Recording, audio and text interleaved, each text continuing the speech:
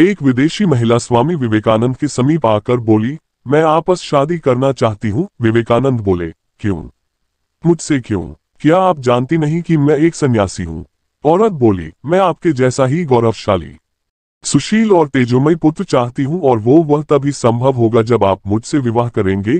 विवेकानंद बोले, हमारी शादी तो संभव नहीं है, परंतु हाँ एक उपाय है। औरत, क्या? विवेकानंद बोले, आज से मैं ही आपका पुत्र बन जाता हूँ। आज से आप मेरी माँ बन जाओ, आपको मेरे रूप में मेरे जैसा बेटा मिल जाएगा। औरत विवेकानंद के चरणों में गिर गई और बोली कि आप साक्षात ईश्वर के रूप है। इसे कहते हैं पुरुष और ये होता है पुरुषार्थ। एक सच्चा पुरुष, सच्चा मर्द वो ही होता है जो हर नारी के प्रति अपने अंदर मातृत्व की भावना उत्पन्न कर सके। गंगा हमारी माँ है और उसका नीर जल नहीं, अमृत है। एक बार स्वामी विवेकानंद जी अमेरिका में एक सम्मेलन में भाग ले रहे थे। सम्मेलन के बाद कुछ पत्रकारों ने उनसे भारत की नदियों के बारे में एक प्रश्न पूछा।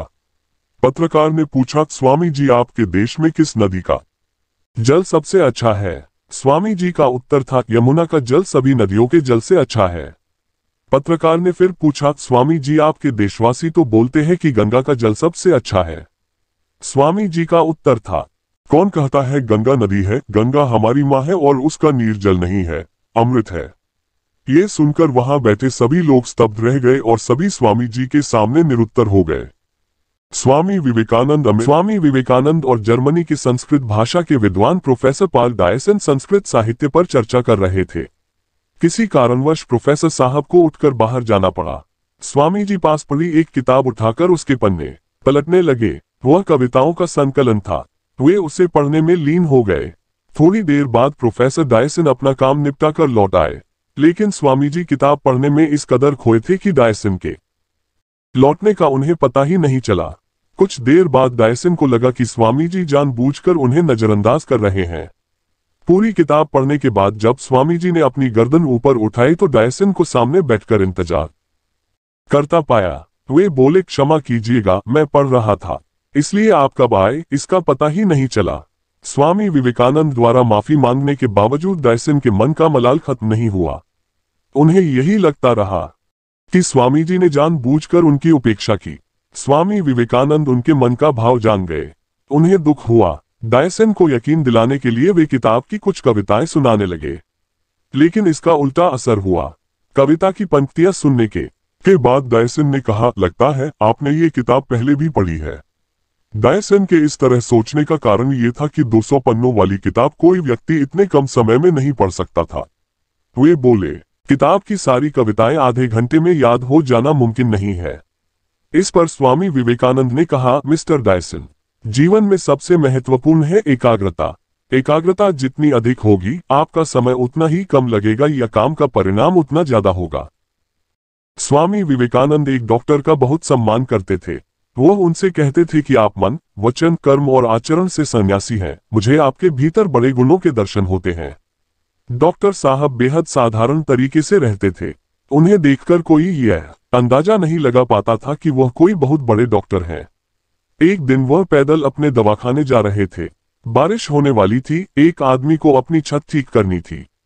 मदद के लिए उसने एक मजदूर को बुलाया था और दरवाजे पर खड़ा उसका इंतजार कर रहा था।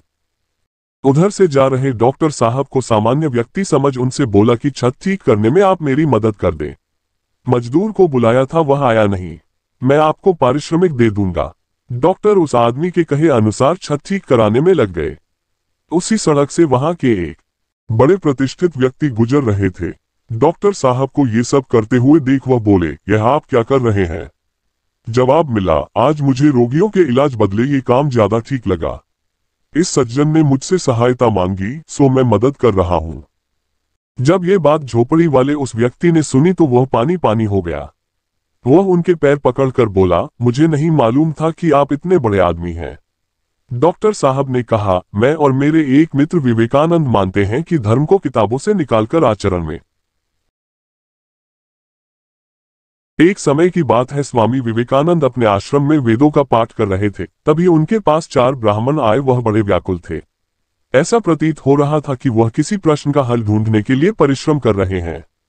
चारों ब्राह्मण ने स्वामी जी को प्रणाम किया और कहा, स्वामी जी, हम बड़ी दुविधा में हैं, आपसे अपने समस्या का हल जानना चाहते हैं। हमारी जिज्ञासाओं को शांत करें। स्वामी जी ने आश्वासन दिया और जानना चाहा, कैसी जिज्ञासा, कैसा प्रश्न है आपका? ब्राह्मण बोले, महात्मा, हम चारों ने वेदांतों की शिक्षा ग्रहण की है। हम सभी समाज में अलग अलग दिशाओं में घूमकर समाज को अपने ज्ञान से सुखी, संपन्न और समृद्ध देखना चाहते हैं। इसके लिए हमारा मार्गदर्शन करें। स्वामी जी के मुख पर हल्की सी मुस्कान आई और उन्होंने ब्राह्मण देवताओं को कहा, है ब्राह्मण, आप सभी यह सब लक्ष्य प्राप्त कर सकते हैं। इसके लिए आपको मिलकर समाज में शिक्षा का प्रचार प्रसार करना होगा। ब्राह्मण देवता, शिक्षा से हमारा लक्ष्य कैसे प्राप्त हो सकता है?